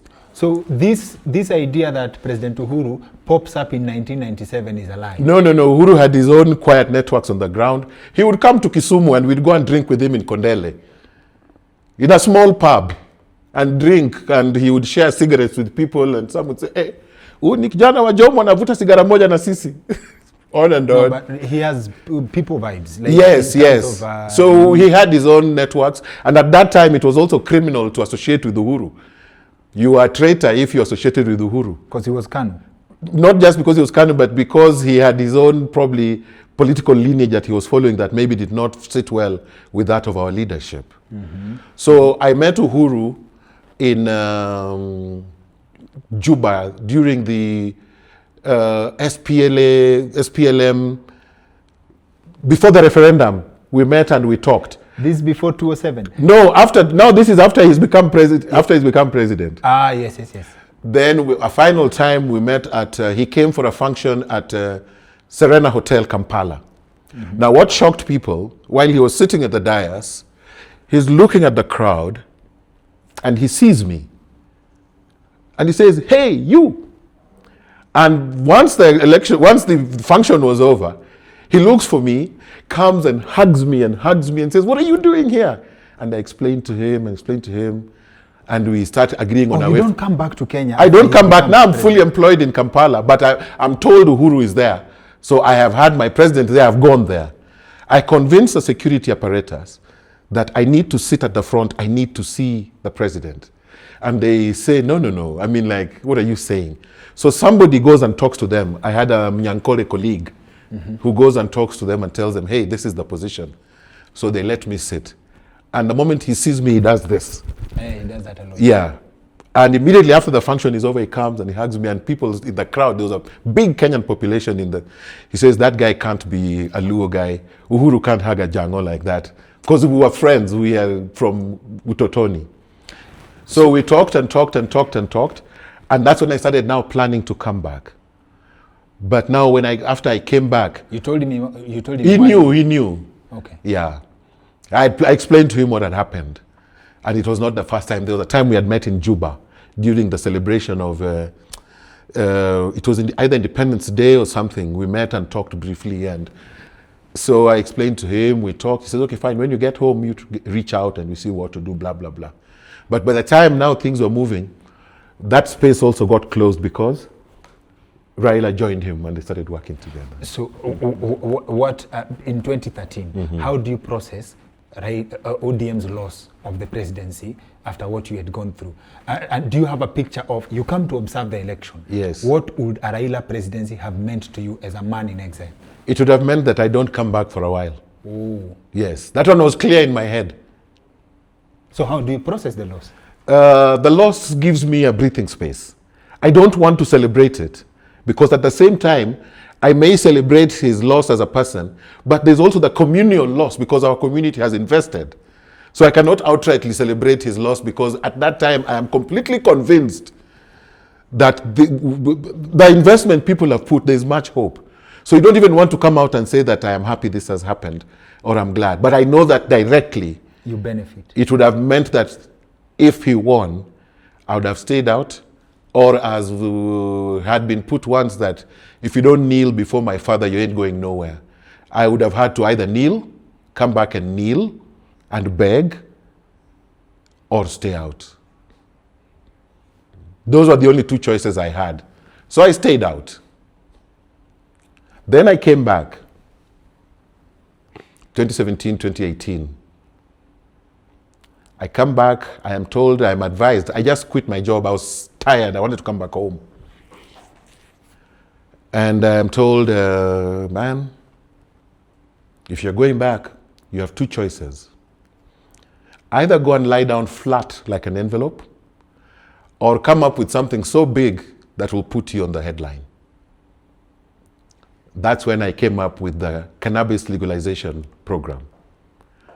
When I went to the Senate and I was in the headline of every newspaper and every media house. So that gives you insulation. It gives you a lot of insulation. But after that, as things went by, the number of times I was attacked by strange cars on the road, maybe about 7, 8 times. When you're driving and you find somebody coming just trying to knock you, and goes ahead, tries again, and goes and parks in front, in the middle of the road on Nairobi Highway, and waits for you, and it's you can see that it looks like a state operative. Someone told us that's called hostile surveillance. Those kind of things. Yes. So that would happen. Another time you find the road has been blocked, and the people who are there look, hey, they don't look very unfamiliar.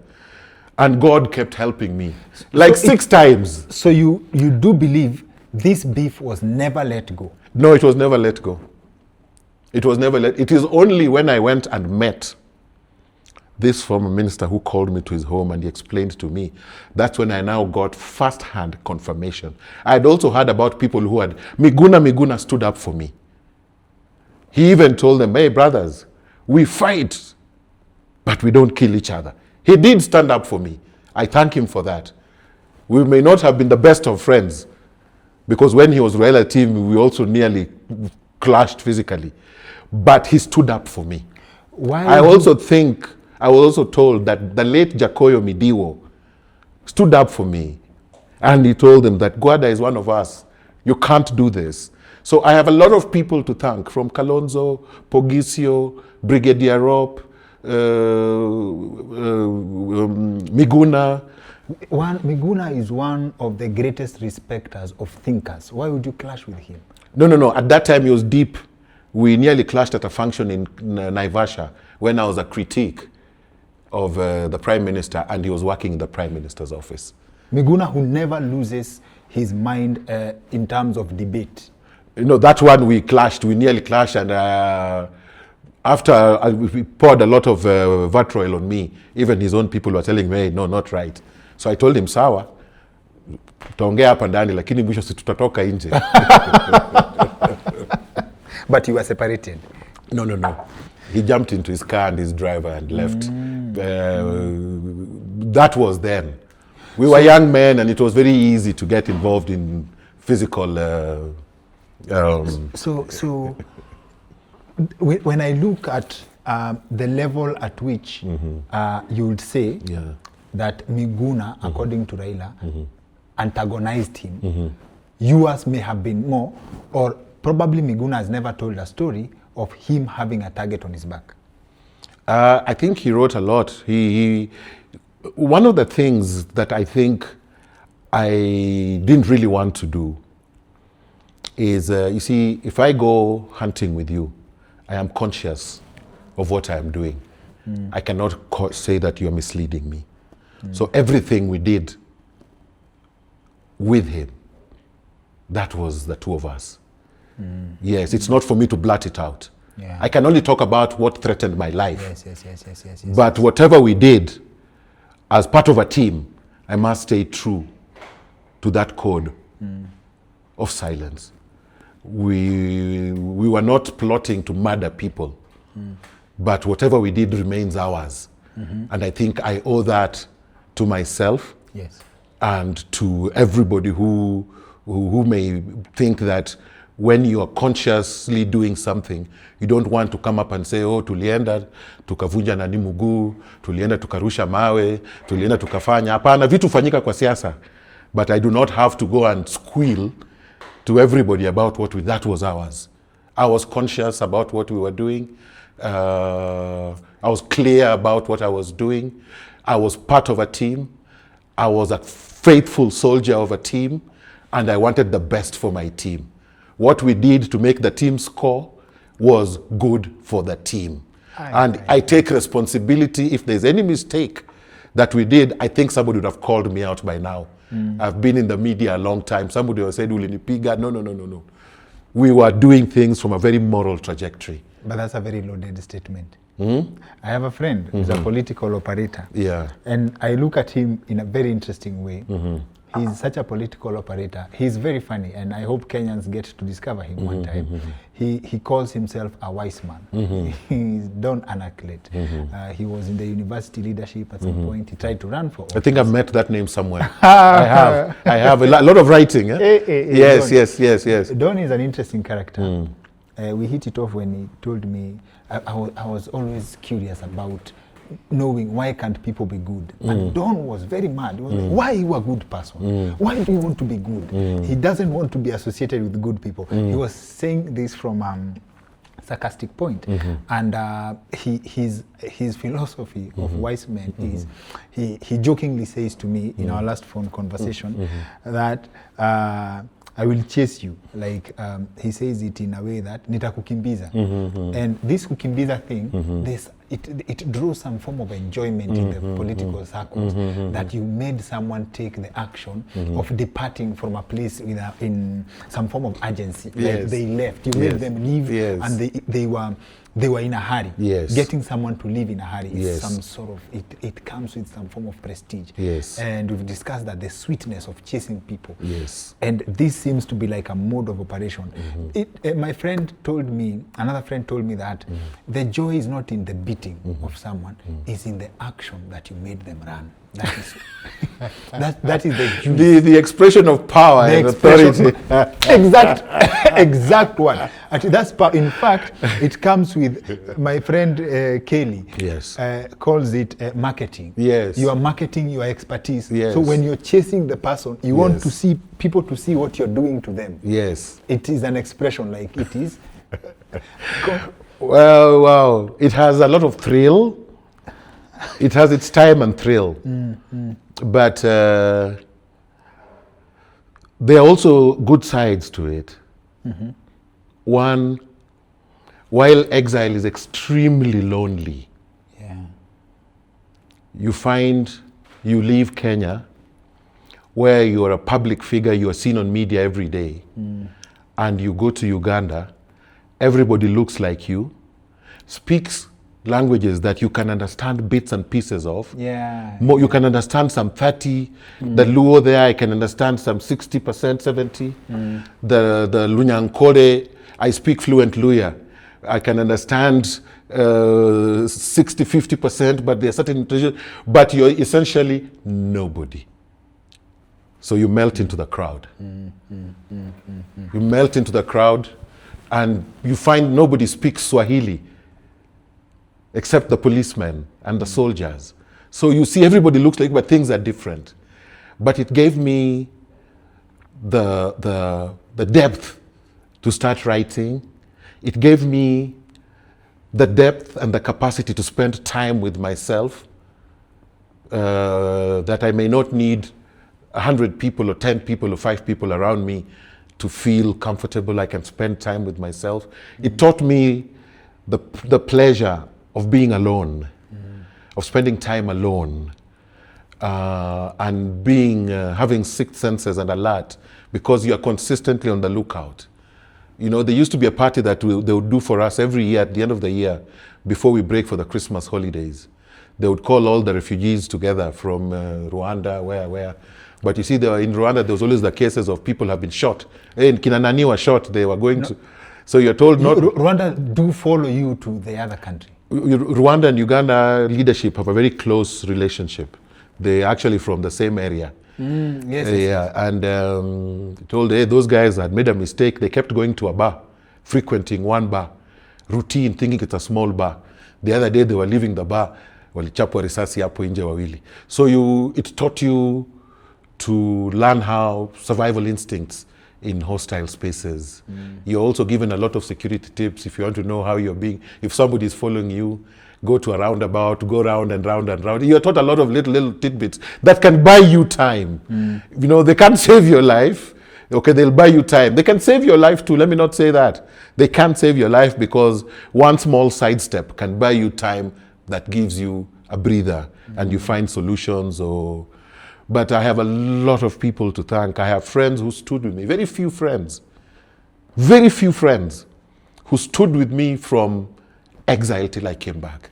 Okay. Calling, checking, following, comforting. But you have to keep changing your phone all the time, changing your numbers. What an experience. It was. So what an experience. As we come to a close, I would like you to share with us what you think of this picture.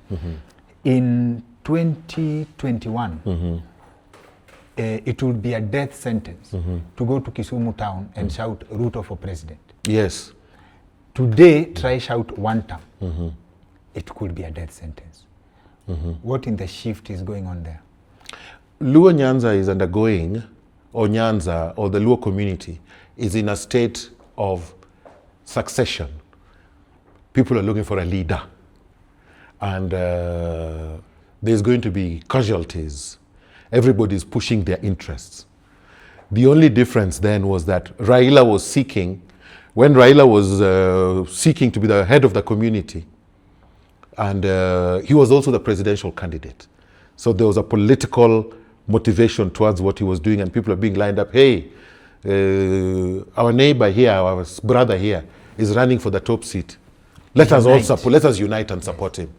So there was a cause. And we knew that the reward people were seeking was the presidency. Now, the ones who are fighting presently, I do not know what they're fighting over, because none of them wants to be president. And even if you wanted to do a partnership, what is wrong with having a presidential candidate? We are an ethnocracy. We need a presidential candidate who can go and negotiate if he loses. But you don't start negotiating and saying, it's about personal interests right now. There's no cause. What's the political direction? What's the political message? Where's the political substance? What is the basis of saying you want to be the community leader? Eliud Owalo has announced that he's running, he has expressed interest in running for president. Yes, he has announced that he's expressed, but the response from the ground, I'm sure you can tell that it's not sunk in very well with the people on the ground. Eliud is my friend and my age mate, but this one is a bit of a long shot because the people on the ground have not been receptive to it. It's clear, it's not about bashing. It's just that's the reality on the ground. Yes. Okay. That's the reality on the ground. So the ones who are fighting need to define what they're fighting for. We are a community currently in dire straits. We have a lot of things we need to do on that ground. We have to reorganize ourselves. We have to rebrand ourselves. We have to mourn the bruises and the burns of the last 20, 30 years. A lot of our boys have died. A lot of our boys have died in pursuit of this democratic mirage that we were chasing. We've had very massive casualties. There is matters of poverty on the ground that we need to, despite being Kenya's most skilled community that has the best mechanics, the best cobblers, the best tailors, the best excelling in sports. We excel in almost every skills-based area, but poverty remains rampant because our leadership has not even identified that for you to progress Nyanza, you need to focus on the skills of the people. And that is why you find that in every city you go, whether it's in Mombasa, whether it's in Nairobi, whether it's in Kiambu, whether it's in Nakuru, Kakamega, you will find either a Luo cobbler, a Luo tailor, a Luo mechanic, a Luo body specialist. They are there. They do beautiful work with their hands. But our leadership don't identify that because the leadership is completely disconnected from the reality of the people on the ground. The leadership seems to thrive on people being unable to match their social or financial standing. So the poverty helps perpetuate the status quo. But the truth of the matter is that right now, Nyanza is ripe for a revolution, a revolution of thinking. Leadership is changing. It's going to change. There's no question about it. We must move the community forward. We all belong. We must all work towards making our communities better as an ethnocracy. You must ensure that there is your area, your home area is corruption free. Our county governments have been hit by massive cases of corruption. There is nobody to intervene because everybody belongs to the same party. The ones who are, I mean, it's just become one big hegemony that is too costly to the people, to the people. So we need a complete change of guard at the local level. And mark you again, all these people who appear like protagonists, claiming to be the ones who want this position of kingpin is not campaigned for. You work for it. When people see that you have become I mean, look at Gachagua. He's not campaigning for votes, but what is he today? Because he's articulating, he has become the voice of his community. He becomes the voice of the community. He's exhibited some sense of courage, some sense of truthfulness, so his people are following him. Now that's what we expect, that anybody who wants to lead us must have some credibility in terms of what you're saying, what you're doing, and what you stand for. Some people would disagree with you on Gachagua and credibility in the same statement. Yes, I know. It can't be universal. Yeah. Some people will disagree. But his people have seen enough for them to, most of his people, to follow. Even Raila did not have Nyanza wrapped up totally. There's a segment that just didn't give him their vote totally. Maybe 60% gave or 65%. But the rest hardly gave or 70%. But he always won by 80 or so percent. Yes, that is, yes. yeah, those are, yes, that's the way it is. But what I'm saying is that we are in a situation where the ante must be upped. Okay. We can't have a situation where we have people fighting and nobody knows what they're fighting for beyond who is loyal to so and so.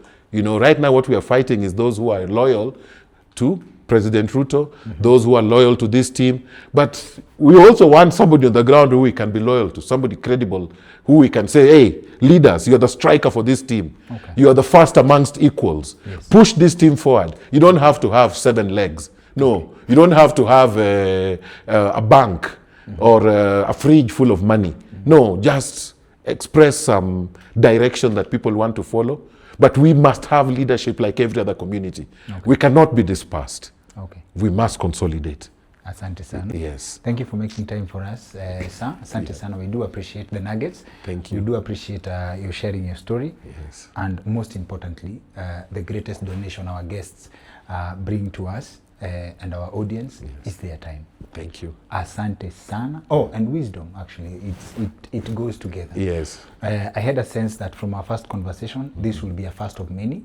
I wouldn't end a conversation without asking about or bringing up the issue of poverty and what it will take to bring our community, our country from one level to the other. But that is very well captured in our first episode with Prophet Gwada Ogot.